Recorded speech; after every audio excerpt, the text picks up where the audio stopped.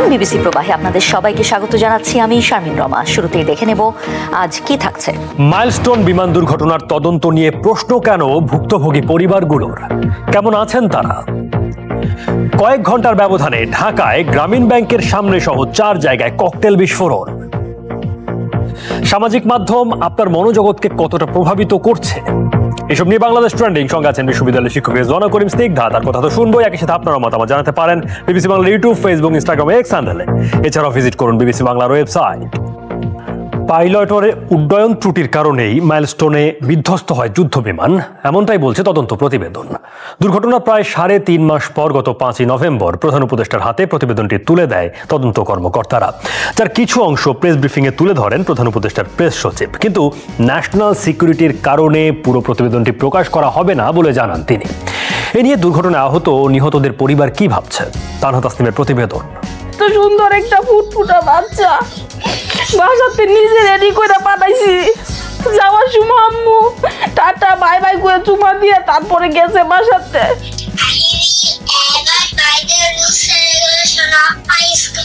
21 জুলাই 2025 প্রশিক্ষণ বিমানের আঘাতে নিহত হবার কিছুক্ষণ আগে এভাবে স্কুলের বন্ধুদের সাথে বসে আড্ডা দিচ্ছিল 3য় শ্রেণী পড়ুয়া সাইমা। তার মৃত্যুর প্রায় 3.5 মাস পর বের হওয়া তদন্ত প্রতিবেদন বলছে পাইলটের উড্ডয়ন ত্রুটির কারণে ঘটে সেই দুর্ঘটনা। প্রতিবেদনের বলা হয়েছে যে পাইলটের উড্ডয়নের ত্রুটির জন্য এই দুর্ঘটনা ঘটেছে। ট্রেনিংয়ের সময় উনি যখন ফ্লাই করছিলেন পরিস্থিতি তার আয়ত্তের বাইরে চলে যায়, এটা হচ্ছে কনক্লুশন। যেদিন এই দুর্ঘটনা ঘটে সেদিনই মাত্র কয়েক ঘন্টার ব্যবধানে বিমান বাহিনীর পক্ষ থেকে দেয়া এক বিবৃতিতে বলা হয় যান্ত্রিক ত্রুটির কারণে এই দুর্ঘটনা ঘটেছে। পাইলট যখন বিমানটা তার নিয়ন্ত্রণের বাইরে চলে যাচ্ছিল, সে তার সর্বোপরি চেষ্টা করেছে বিমানটাকে একটি খালি জায়গায়, বিশেষ করে ওই মাঠটাই পেয়েছিল যেখানে সে নামানোর চেষ্টা করেছিল, কিন্তু তারপরেও তার শেষ চেষ্টা সফল হয়নি বলবো, কারণ বিমানটা আছড়ে পড়েছিল ওই বিল্ডিং এর উপরে। তদন্ত প্রতিবেদনে 33টি সুপারিশ করা হয়েছে বলে ব্রিফিংয়ে উল্লেখ করা হলেও জাতীয় নিরাপত্তার কারণ দেখিয়ে প্রকাশ করা হয়নি সম্পূর্ণ প্রতিবেদন। এ নিয়ে প্রশ্ন আর সন্দেহ আছে অনেক ভুক্তভোগীর। যে রিপোর্টটা দিছে এটা তো আসলে ক্লিয়ার না, জাস্ট এটা তারা একটা মৌখিক একটা ধারণা দিল আজকে 3 মাস পরে। এটা যে দিছে শুধু খালি তারা এটা বলে দিল যে এই উড্ডয়নের সমস্যার কারণে পাইলটের নিয়ন্ত্রণ হারাইয়া বিমানটা বিধ্বস্ত হয়েছে। আর স্কুলের এই রাজুকের অনুমোদন ছিল না বিল্ডিংটা, এটা হয়েছে জাস্ট খালি এটুকুই জানাইছে। এছাড়া এটা কার নেগলিজেন্সির কারণে হইল এটার কোনো সলিউশন তারা দিল না। যার নেগলিজেন্সির কারণে হয়েছে তার কি পানিশমেন্ট হবে, আইনের আওতায় আসবে কি আসবে না সেটার কোনো সলিউশন দিল না। মেনে বিল্ডিং করা হয় নাই, তাহলে স্কুল অপরাধী। তাহলে স্কুল যে অপরাধী, সরকার এই তদন্ত রিপোর্টে তো স্কুলের বিপক্ষে কোনো কিছু বললো না যে না তারা এটা করার কারণে স্কুলকে আমরা আইনের আওতায় আনবো কিংবা স্কুলের পানিশমেন্ট হবে। মাইলস্টোন বিমান দুর্ঘটনায় আহত হয়ে 97 দিন চিকিৎসার পর বাসায় ফেরে 7ম শ্রেণী পড়ুয়া দীপ্ত। বাসায় ফিরলেও শারীরিক আর মানসিক দিক মিলিয়ে কঠিন সময় পার করার কথা বলছিলেন তার মা। প্রতিটা রাতে তার ফ্ল্যাশব্যাক হচ্ছে, ঘুমাতে পারতেছে না, স্বপ্ন দেখতেছে, ভয় পাচ্ছে। তারপরে এটার যে বার্নের পেশেন্টদের যে ধরনের প্রবলেমগুলো হচ্ছে, চুলকাচ্ছে, জ্বালাপোড়া করছে, একটা সময় হিতাহিত জ্ঞান থাকে না, অ্যাবনর্মালের মতো আচরণ করতেছে, সারা রাত ঘুমাতে পারে না। এটা আসলে মা হিসাবে অনেক কষ্টকর। 15 গ্রামের একটা ক্রিমের দাম 4000 টাকা, একটা সিলিকা জেল শিট যেটা 4/8 cm সেটার দাম 8000 টাকা। এগুলো আমাকে ইউজ করতে হবে বছরের পর বছর। তো একটা অর্থনৈতিক একটা বিশাল বড় এক্সপেন্স আমাদের উপরে থাকে। দায়ীদের বিচার চাইলেও তদন্ত প্রতিবেদন নিয়ে খুব বেশি আগ্রহ নেই দীপ্তর পরিবারের। আমার শুধু একটাই আগ্রহ ছিল যে আমার বাচ্চাটার চিকিৎসাটা সুচিকিৎসা হচ্ছে কিনা পরবর্তী। এটা তো একটা বার্ন পেশেন্টদের কিন্তু চিকিৎসাটা অনেক লম্বা, এবং এই জার্নিতে সরকার আমার সাথে থাকবে কিনা, থাকলে কীভাবে থাকবেন, পরবর্তী সময়ে উন্নত চিকিৎসার জন্য বাইরে নেবেন কিনা, আমার বাচ্চা পড়ালেখার পরবর্তী সময় কি হবে, ওর তো একটা সময় তাকে তো স্ট্রাগল করে এখন পাশ করতে হবে। সেই সময় পাশ করার পরে সরকার তার পুনর্বাসনের জন্য কি করলেন? মাইলস্টোন স্কুলে বিমান দুর্ঘটনায় নিহত হন ৩৬ জন। ভুক্তভোগীরা বলছেন, সম্প্রতি প্রকাশিত আংশিক প্রতিবেদনে প্রশিক্ষণ বিমান ঢাকার বাইরে নিয়ে যাওয়া কিংবা সেখানকার রানওয়ে সম্প্রসারণের মতো সুপারিশ থাকলেও দুর্ঘটনা ঘটার পেছনে দায়ীদের শনাক্ত ও তাদের বিরুদ্ধে ব্যবস্থা নেওয়া কিংবা আহতদের চিকিৎসা ও পুনর্বাসনের দাবিগুলো পুরোপুরি এড়িয়ে যাওয়া হয়েছে। Tanha Tasnim, BBC news Bangla. সঙ্গে আছেন বিশ্ববিদ্যালয়ের শিক্ষক রেজওয়ানা করিম স্নিগ্ধা, তার কাছে যাচ্ছি। রেজওয়ানা করিম স্নিগ্ধা, প্রতিবেদনে পাইলটের উড্ডয়ন ত্রুটি বা স্কুলের বিল্ডিং কোড না মানার কথা বলা হয়েছে, কিন্তু একজন অভিভাবক তার কথা বলছিলেন না এবং প্রতিক্রিয়া বলছেন যে কার নেগলিজেন্স হলো এবং তার কার কারণে হলো, পানিশমেন্ট কী হবে তার কোনো সলিউশন তিনি পাননি। যতটুকু জানা যাচ্ছে প্রতিবেদন সম্পর্কে, সেটাকে কিভাবে বিশ্লেষণ করবেন? সৌমিত্র, প্রথম কথা হচ্ছে যে এই প্রতিবেদনটি যে এসছে এবং বিবিসি বাংলা যেটাকে আবার সামনে নিয়ে এসছে, সেটা একটা ভালো দিক, ইটস এ পজিটিভ সাইন। কারণ আমাদের তো যেটা হয়, কোনো একটা ঘটনা ঘটার পর আমরা মর্মাহত হয়ে ভুলে যাই এবং সেটি সম্পর্কে আর কোনো আমাদের এটার আপকামিং কী হলো বা তদন্ত রিপোর্ট এ বিষয় নিয়ে কোনো ধরনের কোনো প্রকার আলোচনা হয় না। তো সেক্ষেত্রে আমি মনে করি এটা একটা পজিটিভ সাইড। কিন্তু অ্যাট দ্য সেম টাইম আপনি যখন দেখছেন যে এই ঘটনাটা, এখানে একটা প্রশ্ন, আপনার উড্ডয়নের ত্রুটি, কিন্তু আমার যতদূর মনে পড়ে যে সময় আপনার এই মাইলস্টোনের এটা হয়েছিল, তখন কিন্তু ওই পাইলটকে রাদার এক ধরনের হিরোয়েটিক একটা অ্যাপ্রোচে কিন্তু আমাদের সামনে রিপ্রেজেন্ট করা হয়েছিল, ঠিক আছে? আবার এখন পুরাটা দোষ আপনার যদি দেখা যায়, তাহলে দেখা যাচ্ছে তার ঘাড়েই বর্তাচ্ছে। তাহলে এখানে একটা টুইস্টেড ইনফরমেশন আছে। তো এই ব্যাপারটা এক ধরনের জনমনে সন্দেহ তৈরি করে। তার কারণ হচ্ছে, আপনি একটা সময় কাউকে হিরো বানালেন, আবার মাস না ঘুরতেই খুব তাড়াতাড়ি তাকে আবার তার উপরই দায়টা বর্তালেন। এটা একটা বিষয়। 2 নাম্বার, আমরা আসলেই পরিষ্কার না, কারণ আমার মনে আছে মাইলস্টোনের ওই ঘটনাটার সময় এটা বারবার বলা হচ্ছিল যে এয়ারপোর্টের এত কাছাকাছি জায়গাতে একটা স্কুল আসলে হয় কি করে, এই পারমিশনটা আসলে পেলো কি করে? ব্যাপারটা কি শুধুই রাজুকের বিল্ডিংয়ের নকশার মাঝখান দিয়ে 3টি সিঁড়ি করার কথা ছিল, 1টি সিঁড়ি গেছে এরকম, নাকি এখানে ভীষণ রকমের ক্ষমতাশীল কোনো গ্রুপ আছে বা গোষ্ঠী আছে, যেই গোষ্ঠীর থাকবার বা সংশ্লিষ্টতা অথবা তাদের অবহেলার পরিণতি আমাদের শিশুরা বহন করেছে? এ কারণেই কি তদন্তের কিছু রিপোর্ট প্রকাশ করা হয়েছে আর কিছু রিপোর্ট প্রকাশ করা হয়নি? এটা তো জাতীয় নিরাপত্তার জন্য বলা হচ্ছে, পুরো প্রতিবেদন প্রকাশ করা হবে না। এই বিষয়টাকে আপনি তাহলে কিভাবে দেখেন? ঠিক এইখানে একটা প্রশ্ন, একটা স্কুলের কে কেন্দ্র করে যদি জাতীয় নিরাপত্তা শব্দটা খেয়াল করেন, জাতীয় নিরাপত্তার কথা বলা হয় এবং এই সময় এসে বলা হয়, সেটি কিন্তু ভীষণ রকমের ইন্ডিকেটিভও বটে। এবং যদি যোগ করি, সেখানে প্রতিরক্ষা বাহিনীর একটা ফোর্স, একটা বাহিনীর কথাও, তাদেরও সংশ্লিষ্টতা আছে। ফলে সে কারণেই আমি বলছি যে যখন আপনার এই কথাটা বলা হচ্ছে যে জাতীয় একটা ইস্যু আছে, তার মানে কি? তার মানে হচ্ছে যে আপনি তো এক্ষেত্রে জনগণের কি রাইট নাই? ওই বাবা মার কি রাইট নাই? আমার আপনার রাইট না থাকলেও যারা সন্তান হারিয়েছে তাদের তো আপনার রাইট আছে।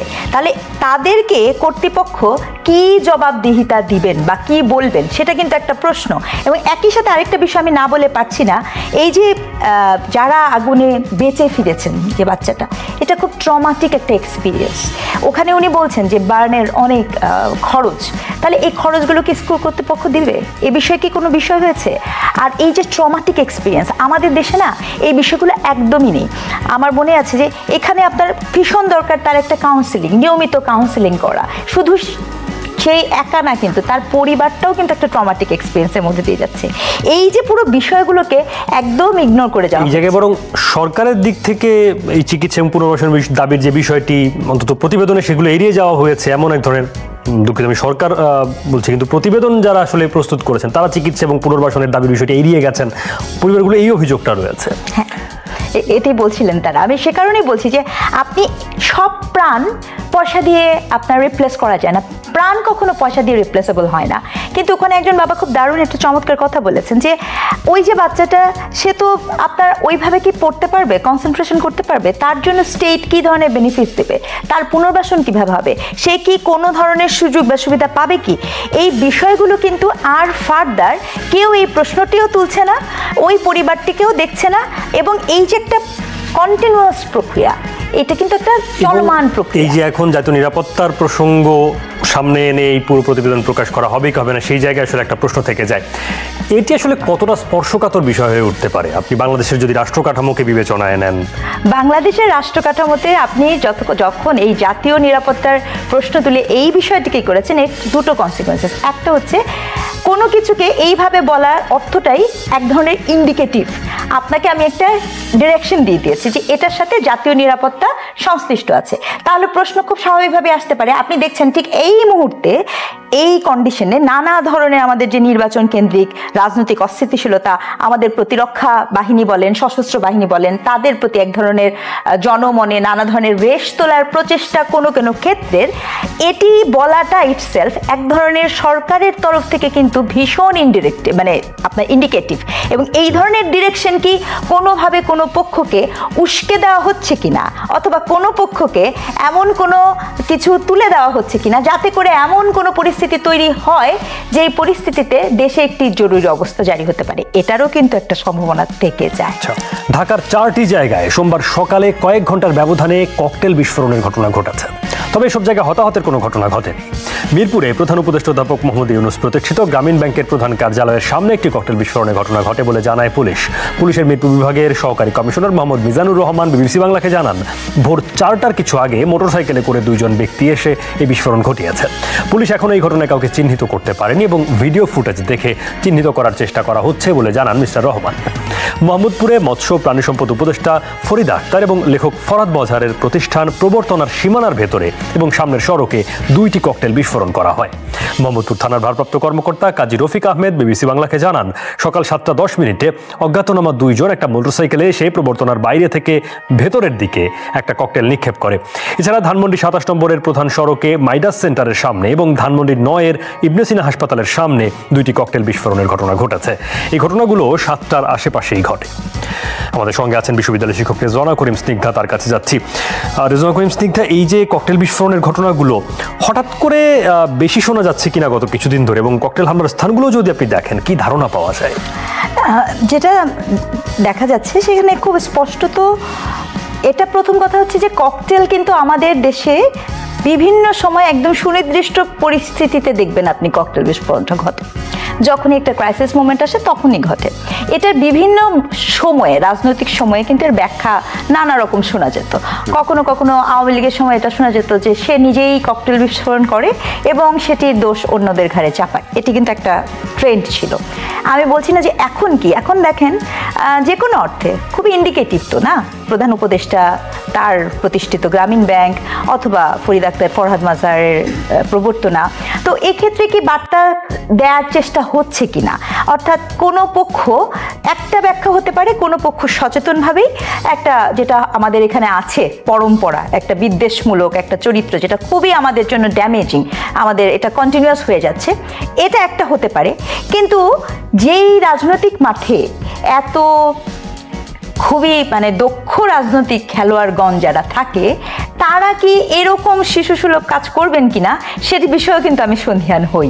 অর্থাৎ যেখানে আপনি খুব স্বাভাবিকভাবে এরকম জায়গায় যদি আপনি ককটেলটা বিস্ফোরণ ঘটান, তাহলে দায়টা কোথায় যাবে? দায়টা যেমন মনে করেন ইবনে সিনার কথাও কিন্তু বলা হয়েছে, তাহলে খুব স্বাভাবিকভাবে তখন দায়টা স্পষ্ট ইন্ডিকেট হবে এই রাজনৈতিক মোমেন্টে হয় এটি করেছে হচ্ছে আওয়ামী লীগ, অথবা এই মুহূর্তে যারা গণভোটের বিরোধিতা করছে তারা বিএনপি, এদের দিকে যাবে, বাকিরা সেফ থাকবে। কিন্তু আমার প্রশ্ন মানে মনে হয় যে এই আওয়ামী লীগ বা বিএনপি তারা এতই বড় এবং এত দক্ষ রাজনৈতিক দল, তারা বা তাদের দল এই ধরনের কাজ আসলে ঘটাবে কিনা সেটা নিয়েও আসলে আমার সন্দেহ। আচ্ছা, এর আগে ঢাকার সেন্ট মেরি ক্যাথেড্রাল এবং সেন্ট জোসেফ স্কুল প্রাঙ্গণে ককটেল বিস্ফোরণের ঘটনায় সন্দেহভাজন একজনকে গ্রেফতারের কথা জানিয়েছে পুলিশ। এই যে সার্বিকভাবে আইন শৃঙ্খলা পরিস্থিতি এবং পুলিশের তৎপরতাকে কিভাবে বিশ্লেষণ করবে? আইন শৃঙ্খলা পরিস্থিতি নিয়ে তো গত 1 বছর ধরে আমরা কন্টিনিউয়াস বলে আসছি, এবং এটা খুবই দুঃখজনক। আমরা যতই আইন শৃঙ্খলা পরিস্থিতি নিয়ে কথা বলি না কেন, সরকার পক্ষ থেকে আমাদেরকে বলা হয় আইন শৃঙ্খলা পরিস্থিতি আগের থেকে বেশি ভালো হয়েছে।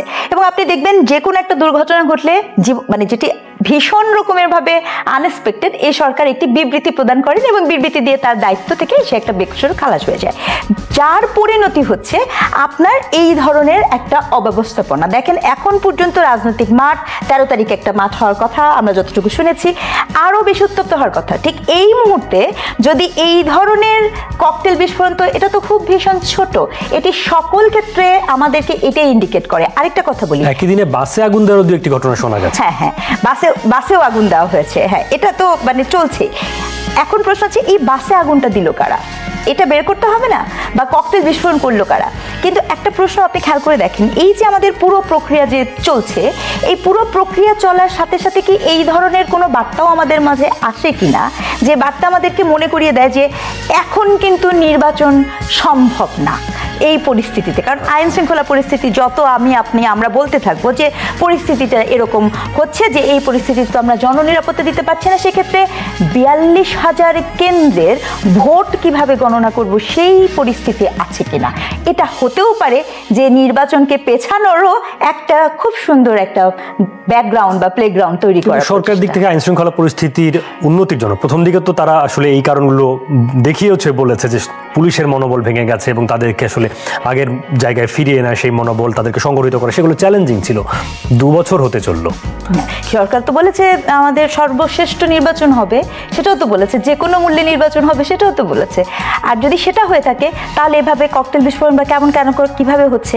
এবং আমাদের জানা তথ্য মতে বেশ কিছু অস্ত্র, গণমাধ্যমের তথ্য মতে বেশ কিছু অস্ত্র আছে যেটি আসলে 5ই আগস্টের পরবর্তীতে বিভিন্ন জায়গায় চলে গেছিল। সেই অস্ত্রগুলা কোথায় আছে, কিভাবে আছে, সেগুলো কি পুনরুদ্ধার করা গেছে কিনা, এই বিষয়ে কোনো ইনফরমেশনও কিন্তু আমাদের কাছে নাই। কিন্তু রাষ্ট্রপক্ষ দাবি করছে আইন শৃঙ্খলা পরিস্থিতি যথেষ্ট পরিমাণ উন্নতি হয়েছে। আচ্ছা, আমি 2 বছর বলছিলাম, প্রায় 1.5 বছর, এবং এই সময়টা আসলে আইন শৃঙ্খলা পরিস্থিতি সরকারের দাবির সঙ্গে আপনি একরকম দ্বিমত পোষণ করছেন বলতে হবে। সামাজিক মাধ্যমে ঘুরে ফিরে একই ধরনের পোস্ট, আগ্রহের ভিত্তিতে দেখানো বিজ্ঞাপন, আমাদের জন্য কাস্টমাইজ করা ফিড কি আক্রান্ত করে আমাদের?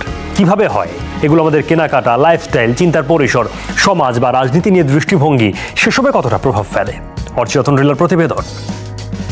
একটি ক্লিক থেকে ক্রমাগত একই ধরনের ফিড, সামাজিক মাধ্যমে অ্যালগোরিদম অনুসরণ করছে আপনার নজর, চলাফেরা, আগ্রহের দিকে, আর সামনে এনে দিচ্ছে এমন কন্টেন্ট যা আপনার জন্যই বিশেষভাবে সাজানো। আমি বর্তমানে আইএলস এর জন্য একটু বেশি ইন্টারেস্টেড, তো এখন আমার ফিডে আইএলস রিলেটেড জিনিস বেশি আসে। ক্লিক করলে শুধু স্ক্রল করাই চলে, মানে এটা আসলে কত সময় যে চলে যায় একসাথে খেয়াল হয় না। প্রচুর পরিমাণে মোবাইল স্ক্রল করার কারণে চোখের এবং মাথা ব্যথা এই সমস্যাগুলো হয়। কোনো ঘটনা মর্মান্তিক হয়, আমি দেখে ফেললি, তখন কিন্তু আমার মনটা কিন্তু এদিকে স্থির হয়ে যায়। এটা কি হয় শেষ পর্যন্ত এটা অপেক্ষায় থাকে। তো সেক্ষেত্রে আমার একটা কাজের যে ধারাবাহিকতা, এটা একটু নষ্ট হয়। হেয়ার অয়েল বা সিরামের অ্যাড দেখছিলাম, তো দেখতে দেখতে মনে হলো আচ্ছা এটার ভিতরে গিয়ে একটু দেখি কি আছে। তো এরপর I ended up purchasing that hair serum. এটা দেখেছি, ভালো লাগছে, কিনে ফেলি। হয় এরকম প্রয়োজনের বাইরেও। বিজ্ঞান সাময়িকী সায়েন্সে 2024 সালে প্রকাশিত একটি গবেষণায় 2টি গ্রুপকে সামাজিক মাধ্যমের ফিড ভাগ করে দেওয়া হয়েছিল। এক গ্রুপ পছন্দ অনুযায়ী অ্যালগোরিদম দিয়ে সাজানো কন্টেন্ট দেখেছেন, অন্যদের দেওয়া হয়েছিল সময় অনুযায়ী সাজানো ফিড, যেখানে নতুন পোস্টগুলো ওপরে থাকে, কোনো অ্যালগোরিদম সাজায় না। দেখা গেছে অ্যালগোরিদম দিয়ে সাজানো ফিডের মানুষ অনলাইনে বেশি সময় ব্যয় করেন। মেশিন আপনাকে যে রিড করছে সে অনুযায়ী আপনাকে দিচ্ছে, সেটা দেওয়ার কারণে সেটা আসলে আপনি যেটাতে আত্মস্থ হয়ে গেছেন সেটাকে আরও এক ধরনের প্রেশার ক্রিয়েট করছে। অর্থাৎ আপনি যদি ভুলের মধ্যে থাকেন, ভুলকে আরও চাপিয়ে দিচ্ছে, ফলে আপনাকে আরও প্রলুব্ধ করছে যাতে আপনি ঘন্টার পর ঘন্টা, মিনিটের পর মিনিট, ইভেন আপনি নাওয়া খাওয়া ছেড়ে আপনি যাতে অনলাইনে ব্যস্ত থাকেন সেই সুযোগটা তৈরি করছে। সার্চ ইঞ্জিন এবং সোশ্যাল মিডিয়ায় আসা ফিডগুলো মানুষের ব্যক্তিগত তথ্য সংগ্রহ করে তৈরি করা হয়, যার মধ্যে রয়েছে আপনার সার্চ বা ব্রাউজ করার ইতিহাস, কুকিজের মাধ্যমে আপনার বিচরণের তথ্য, অনলাইনে কেনাকাটার অভ্যাস, আপনি কোন কোন প্ল্যাটফর্ম ব্যবহার করেন, অনলাইনে সাইন আপ করার তথ্য, আপনার গোপনীয়তার সেটিংস, আপনি কোন কোন ক্ষেত্রে অনুমতি দিচ্ছেন, যেমন মাইক্রোফোন, ক্যামেরা, লোকেশন ইত্যাদি। যেমন ধরুন, আপনি কোনো একটা কিছু দেখে ক্ষুব্ধ হয়ে শেয়ার দিলেন, আপনি দেখছেন আরও অনেক মানুষ একইভাবে এ নিয়ে ক্ষুব্ধ, কিন্তু বড় পরিসরে চিত্রটা হয়তো একটু অন্যরকম। একে বলা হয় ফিল্টার বাবল বা একটা বড় বুদবুদের মতো। এই বাবলে আপনার ধারে কাছের মানুষজন এবং আপনার চিন্তার প্রতিফলন থাকা পোস্টগুলোই বেশি আসতে থাকবে। অ্যালগরিদম অনেক ক্ষেত্রেই মানুষের নিজস্ব বিশ্বাসকে পাকাপোক্ত করছে, যা হয়তো পূর্ণাঙ্গ বাস্তবতা নাও হতে পারে। সে বাবল থেকে বের হতে চাইলে ভিন্ন ভিন্ন বৈচিত্র্য থাকা বা নিজের মতের চেয়ে ভিন্ন ধারার বিষয় ফলো করা, তথ্যের বিশ্বাসযোগ্যতা নিয়ে প্রশ্ন করা আর অফলাইনে বেশি সময় কাটানোর টিপস দেন বিশেষজ্ঞরা। অর্চিয়তন্দ্রিলা, বিবিসি নিউজ বাংলা। রেজনা করিম স্নিগ্ধা আছেন সঙ্গে। রেজনা করিম স্নিগ্ধা, এই যে সামাজিক বৈচিত্র্য বা ভিন্ন মতের প্রতি সহনশীলতা, এসব ক্ষেত্রে এমন কাস্টমাইজড ফিড বা কাস্টমাইজড কন্টেন্ট কি ধরনের চ্যালেঞ্জ সামনে নিয়ে আসছে? দেখুন, এই পুরো আমাদের যে ফেসবুক বা আমাদের সোশ্যাল মিডিয়া, এইটার একটা খুব গুরুত্বপূর্ণ কথা বলা হচ্ছিল 2007 থেকেই, যে আমরা হিউম্যান বিং যারা এটা user, we become a program, মানে আমরা প্রোগ্রামড হয়ে যাচ্ছি, আমাদের ব্রেইন প্রোগ্রামড হয়ে যাচ্ছে। তার কারণ হচ্ছে এখানে এই যে বাবলসের কথা যেটা বললো, এটা দুটো ইম্প্যাক্ট। একটা হচ্ছে যে আপনি যখন আপনার মতের ভিন্ন কোনো কিছু দেখেন, আপনি কিন্তু ডিস্টার্বড হন। সো একদিকে যে মানুষগুলো মনে করছে যে আমি শুধু আমার মতেই আমার মেন্টাল পিসকে কনফার্ম করব, সে কিন্তু ওই কন্টেন্টগুলো দেখবেন না, এবং অ্যালগোরিদম আপনাকে আপনি যেগুলো পছন্দ করেন সেটাই দেখাবে। অন দ্য কন্ট্রারি, আপনি এমন কিছু কন্টেন্ট দেখছেন যেটা ভীষণ রকমের ডিস্টার্বিং। অর্থাৎ ব্যাপারটা যদি শুধু ভিন্ন মতের হতো তাহলে সংকট ছিল না, ক্ষেত্র বিশেষে অনেক বেশি ডিস্টার্বিং অ্যাজ ওয়েল। মানে আমাদের মতো দেশে, বিশেষ করে আমাদের মতো রাষ্ট্রে অনেক বেশি এমন অযৌক্তিক এবং যেভাবে আপনার ফটো কার্ডগুলা বিভিন্ন সময়ে বেরোচ্ছে, এগুলো তো এক ধরনের বিপদের জায়গাও তৈরি করে, কারণ আমাদের রাষ্ট্রের কিন্তু এই ধরনের কোনো পদ্ধতিগত নিয়ম নীতি নাই। এটা হচ্ছে এক। দুই, আপনি জানার আগ্রহ, এটা আমাকে বলতেই হবে যে জানার আগ্রহের ব্যাপারটাও কিন্তু ভীষণ কম। অর্থাৎ সোসাইটির একটি পক্ষ জানতে চায়, যে জানতে চাবে সে ভিন্ন মতকে তাকে জানতেই হবে, এটা খুব স্বাভাবিক প্রক্রিয়া। কিন্তু যদি গল্পটা এরকম হয় আমি ভীষণ রিজিড, অথবা আমাদের মধ্যে এমন কোনো একটা চেতনা আছে যে আমরা এখানে এথনোসেন্ট্রিক বিহেভিয়ার আছে, যে আমি যেটা মনে করি সেটাই বেস্ট, তখন কিন্তু আমি ভিন্ন মত জানতে চাই। আপনি যদি টানা একই রকম কন্টেন্ট দেখতে থাকেন, তখন বাইরের দুনিয়ায়, আমি বলতে চাইছি সত্যিকারের দুনিয়াতে আপনি যখন ভিন্ন মত দেখবেন, সেটার সঙ্গে আসলে কিভাবে মানিয়ে নেবেন? মানে সেটা এই অনুধাবন অবধারণ সেটা কিভাবে হবে? সেটা তো এখন বলাই হচ্ছে যে আমরা একটা পোস্ট ট্রুথ রিয়েলিটিতে বসবাস করছি। অর্থাৎ আমি যা দেখি, আমি তো মনে করছি জগৎটা এরকমই, এবং কিন্তু যখন আমি আমার রিয়েল লাইফে যাচ্ছি এবং আমি যখন সম্পূর্ণ ভিন্ন মতের মানুষকে দেখছি, তখন আমার প্রথম এনকাউন্টার হয়, এবং এই এনকাউন্টারের রিবাসটা কিন্তু ওইভাবেই হয়, কারণ আপনি এটা দেখে অভ্যস্ত না। যেমন ধরুন, আমি আপনাকে একটা ছোট উদাহরণ দিই। ধরেন অনেক সময় দেখা যায় না যে আপনি প্রায় দেখবেন আমাদের পোশাক নিয়ে এক ধরনের নানা ধরনের অ্যালার্জি তৈরি হয়। তো একজন পাবলিক বিশ্ববিদ্যালয়ের শিক্ষক হিসেবে আমরা দেখতে পাই যে যখন প্রথম যারা আসেন মফস্বল থেকে বা অন্য জায়গা থেকে, তো প্রথম এত বড় একটা জায়গায় এসে কিন্তু সে প্রথম একটা ধাক্কা খান, কারণ সে যা দেখেন আর এখানে এসে যা দেখেন, দুয়ের মধ্যে সে কোনোভাবেই নিজেকে খুঁজে পান না। অর্থাৎ একটা আনরিয়েল জগতে আমরা সবাই মোটামুটি অনুপ্রবেশ করি, আমরা মনে করি জগৎ বোধহয় এরকমই। এর মধ্যে যদি উদ্দেশ্যপ্রণোদিতভাবে কন্টেন্ট ছড়ানো হয় কোনো মতাদর্শের জন্য, রাজনৈতিক আদর্শের জন্য বা অন্য কোনো স্বার্থ সিদ্ধির জন্য, সেটা থেকে রেহাই পাওয়ার উপায় কি? আপনি যদি নৃবিজ্ঞানের ধারার হিসেবটা করেন, তাহলে আসলে ভবিষ্যৎ প্রজন্ম, সামনে যারা এই টেক ব্যবহার করবেন, তারা কিভাবে নিজেদেরকে আলাদা করবে? প্রথম কথা হচ্ছে যে আমার মনে হয় যত যাই বলেন, এখন যে যুগে আমরা বসবাস করছি, miss information, disinformation, digital learning, এই বিষয়গুলো একেবারে পাঠ্যপুস্তকের ভিতরে অন্তর্ভুক্ত করা ভীষণভাবে জরুরি। এক। দুই, আমাদের যে তথ্য প্রচার মন্ত্রণালয় থাকে তার খুব প্রম্পট কিছু ইনিশিয়েটিভ নেওয়া উচিত। অর্থাৎ কোনো কিছু যদি এরকম মিস ইনফরমেশন থাকে, সেটি আমার দায়িত্ব না, সেটি অটোমেটিক আপনি ব্লক করে দিবেন, পিটিআরসি থেকে আপনি ব্লক করে দিবেন, কোনো সমস্যা নেই যদি সেটা মিস ইনফরমেশন হয়ে থাকে। দুই, যে কোনো কিছু ক্ষেত্রে ভায়োলেন্ট, আপনি দেখবেন নেকেড, নুডস, বিভিন্ন বাচ্চা, মেয়ে বাচ্চা, যৌন হয়রানি, সাইবার বুলিং, এই ধরনের পোস্টগুলোকে অ্যালগোরিদম দিয়ে প্রোগ্রামিং করে বন্ধ করে দেওয়া ভীষণ জরুরি। এই ইনিশিয়েটিভগুলা বোথ পার্টিস, এক সরকার পক্ষ, দুই নাগরিক পক্ষকে অনেক বেশি ডিজিটাল লার্নিং এর দিকে সচেতন হতে হবে, এবং সেটার বুনিয়াদটা আপনি বলছেন প্রাথমিক শিক্ষার জায়গা থেকে শুরু করা যায়। স্পষ্ট। অনেক ধন্যবাদ রেজনা করিম স্নিগ্ধা, সময় দেওয়ার জন্য বাংলাদেশ ট্রেন্ডিং এ। বৈশ্বিক যোগাযোগ ব্যবস্থা, ইন্টারনেট ও নেভিগেশন সিস্টেম দাঁড়িয়ে আছে স্যাটেলাইটের উপর। মহাকাশে একের পর এক স্যাটেলাইট পাঠিয়ে যার নিয়ন্ত্রণ করছে পশ্চিমারা। এবার তাদের সেই স্যাটেলাইটের উপর নজর পড়েছে রাশিয়ার। পশ্চিমা স্যাটেলাইটের গতিবিধির উপর সূক্ষ্ম নজর রাখছে মস্কো। জ্যামিং এর মাধ্যমে যোগাযোগের সৃষ্টি করছে বাধা, চেষ্টা চালাচ্ছে মহাকাশে ত্রাসের রাজত্ব কায়েম করার। মহাকাশে মস্কোর এমন হস্তক্ষেপ এখন রীতিমতো পশ্চিমাদের মাথা ব্যথার কারণ। মহাকাশে পশ্চিমা স্যাটেলাইটের ওপর নজরদারি ও যোগাযোগে বাধা সৃষ্টি করছে রুশ স্যাটেলাইট। পশ্চিমাদের এমন ঢালাও অভিযোগ পুরনো হলেও সম্প্রতি জার্মানি ও যুক্তরাজ্যের সুনির্দিষ্ট অভিযোগের পর তা আরও জোরালো হয়েছে, যেখানে এই দুদেশ জানিয়েছে রাশিয়া নিয়মিতভাবে তাদের স্যাটেলাইটগুলোর ওপর নজরদারি, জ্যামিং ও অন্যান্য ধরনের হস্তক্ষেপ করছে। জার্মান প্রতিরক্ষা মন্ত্রী বরিস পিস্টোরিয়াস গত সেপ্টেম্বর মহাকাশ শিল্পের নেতাদের সঙ্গে এক সম্মেলনে বলেন, রাশিয়ার কর্মকাণ্ড বিশেষ করে মহাকাশে তারা আমাদের সবার জন্য মৌলিক হুমকি হয়ে দাঁড়িয়েছে। এই হুমকি আর উপেক্ষা করা সম্ভব নয়, কেননা স্যাটেলাইটে হস্তক্ষেপ করলে এর প্রভাব পড়ে যোগাযোগ ব্যবস্থা, টেলিকম, ইন্টারনেট ও বেসামরিক বিমান চলাচলেও। এমনকি সামরিক অভিযানেও এর প্রভাব পড়ে। ফলে মস্কোর এই নজরদারিকে হুমকি হিসেবেই বিবেচনা করছে পশ্চিমারা।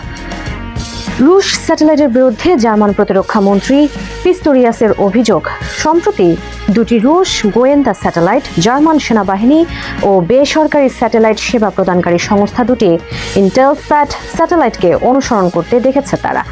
জানিয়ে পিস্টোরিয়াস বলেন, রাশিয়া ও চীন তাদের মহাকাশ যুদ্ধ সক্ষমতা দ্রুত বাড়িয়েছে। তারা স্যাটেলাইটকে জ্যাম করতে, অন্ধ করে দিতে, নিয়ন্ত্রণ নিতে, এমনকি ধ্বংস করতেও সক্ষম। অন্যদিকে রুশ স্যাটেলাইটগুলো নিয়মিতভাবে ব্রিটিশ স্যাটেলাইটের কাছাকাছি ঘোরাফেরা করছে জানিয়ে যুক্তরাজ্যের স্পেস কমান্ড এর প্রধান মেজর জেনারেল পল টেডম্যান বলেন, তাদের স্যাটেলাইটে এমন যন্ত্র আছে যা আমাদের স্যাটেলাইট দেখতে পারে এবং তথ্য সংগ্রহের চেষ্টা করে। ন্যাটো মহাসচিব মার্ক রুটের অভিযোগ আরও ভয়াবহ। তার ভাষ্য, রাশিয়া মহাকাশে পারমাণবিক অস্ত্র স্থাপনের পরিকল্পনা করছে, যা দিয়ে তারা অন্য স্যাটেলাইট নিষ্ক্রিয় বা ধ্বংস করতে পারে। যদিও 2024 সালে জাতিসংঘের নিরাপত্তা পরিষদে এমন পরিকল্পনা নেই বলে জানায় মস্কো, তবে সন্দেহ বাড়ে যখন একই বছর মহাকাশে পারমাণবিক অস্ত্র তৈরি না করার জাতিসংঘের প্রস্তাবে ভেটো দেয় মস্কো। ভোটদানে বিরত থাকে বেইজিং। কোন স্যাটেলাইট মহাকাশের কোথায় অবস্থান করছে সেটি চিহ্নিত করা সহজ হলেও সেটি কি কাজ করছে সেটা বোঝা বেশ কঠিন। তাই প্রশ্ন উঠেছে রুশ স্যাটেলাইটের গুপ্তচর বৃত্তির সত্যতা নিয়েও। জানিয়ে পরিষ্কার ধারণা দিয়েছেন ওয়াশিংটন ভিত্তিক থিঙ্ক ট্যাঙ্ক CSIS এর মহাকাশ নিরাপত্তা প্রকল্পের উপপরিচালক ক্লেটন সুওপ। তিনি জানান, রুশ স্যাটেলাইটের আচরণ দেখে অনুমান করা হয় তাদের উদ্দেশ্য কি, তারা কোন কক্ষপথে, কোন স্যাটেলাইটের কাছাকাছি এবং অতীতে এমন স্যাটেলাইট কি করেছিল ইত্যাদি বিশ্লেষণ করে। যদি কোনো রুশ স্যাটেলাইট দীর্ঘ সময় ধরে ইউরোপীয় যোগাযোগ স্যাটেলাইটের কাছে অবস্থান করে, তবে অনুমান করা হয় সেটি গুপ্তচর বৃত্তি করছে। ঠিক এই তথ্যের উপর ভিত্তি করে দুইটি ইন্টেলস্যাট স্যাটেলাইটের কাছে রুশ স্যাটেলাইটের যাওয়াকে সিগন্যাল ও তথ্য সংগ্রহের চেষ্টা হিসেবে দেখছে পশ্চিমারা। এ ব্যাপারে সুওপ বলেন, কোন স্যাটেলাইটটি কেবল তথ্য সংগ্রহ করছে আর কোনটি আসলে আক্রমণ করতে পারে এটা আলাদা করা কঠিন। অনেক সময়ই অনুমান নির্ভর বিশ্লেষণ করতে হয়। তবে রাশিয়ার এ ধরনের হুমকি নতুন নয়। অতীতে এমন সতর্কতা দিয়েছিল যুক্তরাষ্ট্র ও ফ্রান্সও। এক দশক আগেই তারা জানিয়েছিল রুশ স্যাটেলাইট তাদের বাণিজ্যিক ও সামরিক স্যাটেলাইটের কাছাকাছি এসে তথ্য সংগ্রহ করছে। পরবর্তীতে এর ব্যাখ্যাও চাওয়া হয়েছিল মস্কোর কাছে। বিপরীতে এই ঘটনাকে রহস্যময় বলে দায় সেরেছে মস্কো। তবে সম্প্রতি এ ধরনের ঘটনা বেড়ে যাওয়ায় উদ্বেগ বাড়ছে পশ্চিমাদের। মহাকাশে রুশ স্যাটেলাইটের হুমকি মোকাবিলায় সম্প্রতি মহাকাশ প্রকল্পে অর্থ বরাদ্দ বাড়িয়েছে জার্মানি। আগামী 5 বছরে 35 বিলিয়ন ইউরো মহাকাশ প্রকল্পে ব্যয় করার ঘোষণা দিয়েছে। যুক্তরাজ্যও তাদের প্রতিরক্ষা ব্যয় বাড়ানোর ঘোষণা দিয়েছে। সেই সঙ্গে স্যাটেলাইট রক্ষায় লেজার শনাক্তকরণ সেন্সর পরীক্ষা শুরু করেছে, যদিও একে যথেষ্ট মানতে নারাজ লন্ডনের থিঙ্ক ট্যাঙ্ক চ্যাথাম হাউস। তাদের ভাষ্য, যুক্তরাজ্যের বিনিয়োগ এখনো যথেষ্ট নয়, তারা হুমকির গুরুত্ব ঠিকভাবে উপলব্ধি করছে না।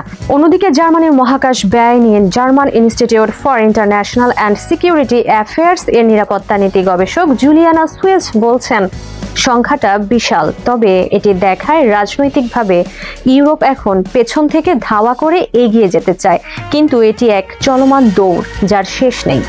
অন্যদিকে ফ্রান্স বডিগার্ড স্যাটেলাইট নিয়ে কাজ করছে, যা মহাকাশের জন্য স্যাটেলাইটগুলোকে সুরক্ষার কাজে ব্যবহৃত হবে। তবে তাদের জন্য বাড়তি সুবিধা হলো স্যাটেলাইটে এখনো সবচেয়ে এগিয়ে যুক্তরাষ্ট্র। যা হয়তো ন্যাটো জোটে থাকা বাকিদের সুবিধা দিতে পারে। রাশিয়ারও কিছু সীমাবদ্ধতা আছে। বিশ্লেষকদের মতে এখনও নিজস্ব স্যাটেলাইট ব্যবস্থাকে সামরিক কাঠামোর সঙ্গে একীভূত করতে পারেনি দেশটি। তাই তো বাণিজ্যিক স্যাটেলাইট কোম্পানি থেকে তথ্য কেনে রাশিয়া, যা প্রমাণ করে প্রয়োজনের তুলনায় তাদের সক্ষমতা যথেষ্ট নয়। সবাইকে শুভকামনা জানিয়ে আমি শারমিন রমাজ এখানে বিদায় নিচ্ছি। ভালো থাকবেন।